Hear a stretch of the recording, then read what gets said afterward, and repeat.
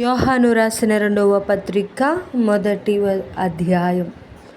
పెద్దనైన నేను ఏర్పరచబడినదైన అమ్మగారికిని ఆమె పిల్లలకును శుభమని చెప్పి వ్రాయున్నది.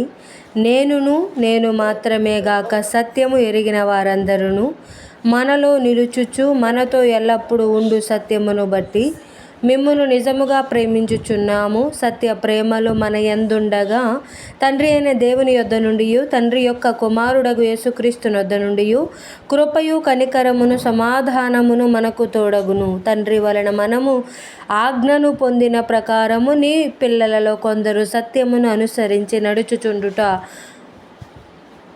కనుగొని బహుగా సంతోషించుచున్నాను. కాగా అమ్మా, క్రొత్త ఆజ్ఞ నీకు వ్రాసినట్టు కాదు గాని మొదట నుండి మనకు కలిగిన ఆజ్ఞనే వ్రాయుచు మనము ఒకరినొకరము ప్రేమింపవలెనని నిన్ను వేడుకొనుచున్నాను. మనం ఆయన ఆజ్ఞల ప్రకారము నడుచుకొనుటయే ప్రేమ. మీరు మొదట నుండి వినిన ప్రకారము ప్రేమలో నడుచుకొనవలెను అనునదియే ఆ ఆజ్ఞ.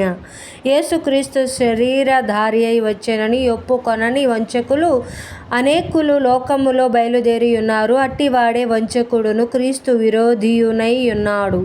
మేము మీ మధ్యను నెరవేర్చిన కార్యములను చెడగొట్టుకొనక మీరు పూర్ణ ఫలము పొందునట్లుగా జాగ్రత్తగా చూచుకొనుడి. క్రీస్తు బోధ యందు నిలిచి ఉండక దానిని విడిచి ముందునకు సాగు ప్రతి వాడును దేవుని అంగీకరింపని వాడు.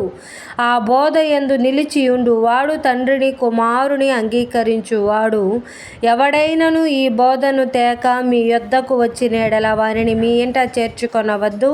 శుభమని వానితో చెప్పను వద్దు. శుభమని వానితో చెప్పువాడు వాని దుష్టక్రియలలో పాలువాడగును. అనేక సంగతులు మీకు వ్రాయవలసి ఉండియు సిరాతోనూ కాగితముతోనూ వ్రాయ మనస్సు లేక మీ సంతోషము పరిపూర్ణమవునట్లు మిమ్మును కలుసుకొని ముఖాముఖిగా మాటలాడ నిరీక్షించుచున్నాను. ఏర్పరచబడిన నీ సహోదరి పిల్లలు నీకు వందనములు చెప్పుచున్నారు.